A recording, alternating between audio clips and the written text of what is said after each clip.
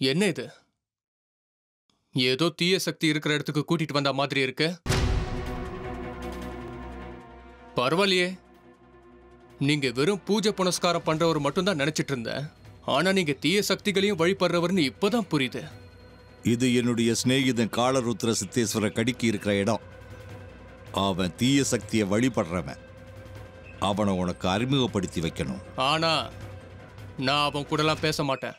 அவனும் என் கூட பேச வேண்டிய அவசியம்லாம் இல்லை. சரி,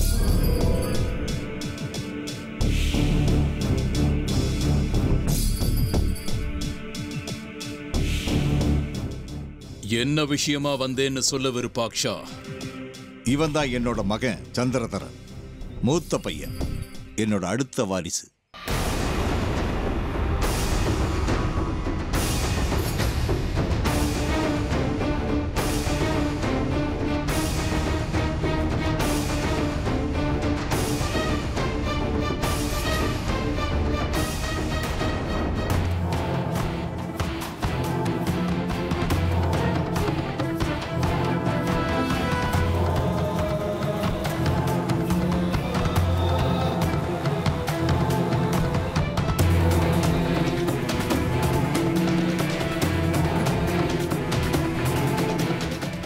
சந்திரதாரா, இவன் தான் காலருத்ர சித்தேஸ்வர கடிக்கு.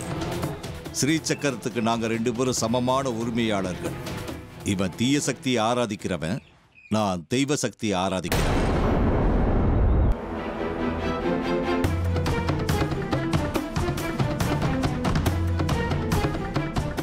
இவன்தானா ஸ்ரீ சக்கரத்தினுடைய பிறப்புக்கு காரணமாக போற அவதார புருஷன்?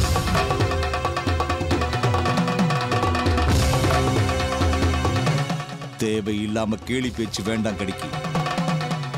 ஏன் அளவுக்கு என் பிள்ளைக்கு பொறுமை கிடையாது. தேவையில்லாம பிரச்சனை படிக்க வேண்டாம். நமக்குள்ள நானா நீங்கிற சண்டை என்னைக்கும் வரக்கூடாது. பின்ன வேற என்ன பண்ணணும் விருப்பாக்ஷா? ஸ்ரீ சக்கரத்தை நீ ஒருத்தனே அடையணும்னு ஆசைப்படும் போது வார்த்தைகள் இப்படித்தானே வரும். கடிக்கே,